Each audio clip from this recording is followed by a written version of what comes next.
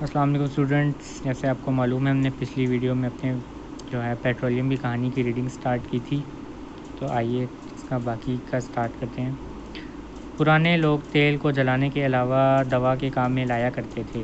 یہ زخموں کو اچھا کرنے کے لیے استعمال کیا جاتا تھا۔ پیٹرولیم سے جب تمام آسانی سے بخارات میں تبدیل ہو جانے والے اجزاء نکل جاتے ہیں تو ایک گاڑھی شے بن جاتی ہے۔ اس کو قیر پچ کہتے ہیں۔ اس کو قدیم زمانے میں کشتیوں کو پانی کے اثر سے محفوظ کرنے کے لیے استعمال کیا جاتا تھا۔ چینی لوگ حضرت عیسیٰ علیہ السلام کی پیدائش سے بہت پہلے زمین کھود کر تیل نکالا کرتے تھے۔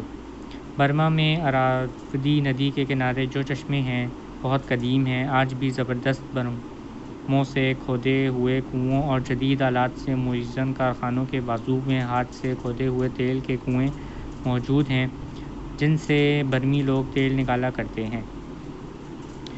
زمین کے اندر تیل کیسے بنا؟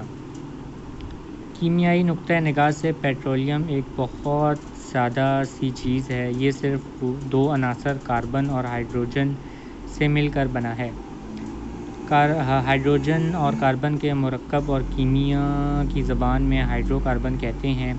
پیٹرول مختلف قسم کے ہائیڈرو کاربن کا ایک آمیزہ ہے۔ اس سوال کا کہ زمین کے اندر یہ ہائیڈرو کاربن کہاں سے آ گئے، قطعی جواب دینا مشکل ہے۔ ناظرین کو تعجب ہوگا کہ پیٹرولیم کی صنعت اس قدر اہم ہے کہ دنیا کی اکثر مشینوں میں اس کی ضرورت کسی نہ کسی شکل میں پیش آتی ہے، اور اس کو دریافت ہوئے بھی کافی عرصہ ہو چکا ہے، لیکن لوگوں کو ابھی تک قطعی طور پر نہیں معلوم کہ یہ چیز کس طرح وجود میں آئی۔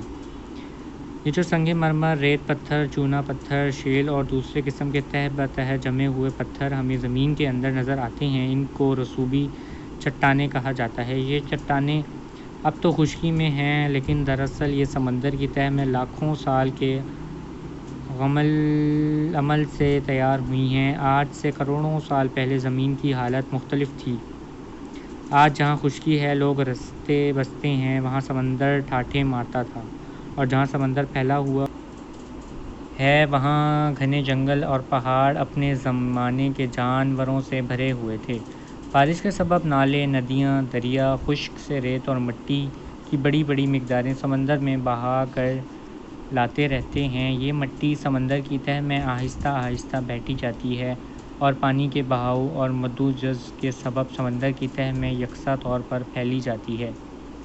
یہ سلسلہ جاری رہتا ہے اور اس مٹی کی تہہ پر اوپر سے اوپر مٹی آ جاتی ہے۔ اس طرح یہ تہہ موٹی ہوتی رہتی ہے۔ نتیجہ یہ ہوتا ہے کہ نیچے کی تہہ دب کر پتلی ہوتی جاتی ہیں اور ان میں سختی پیدا ہو جاتی ہے اور پتھر کی حیثیت اختیار کر لیتی ہیں۔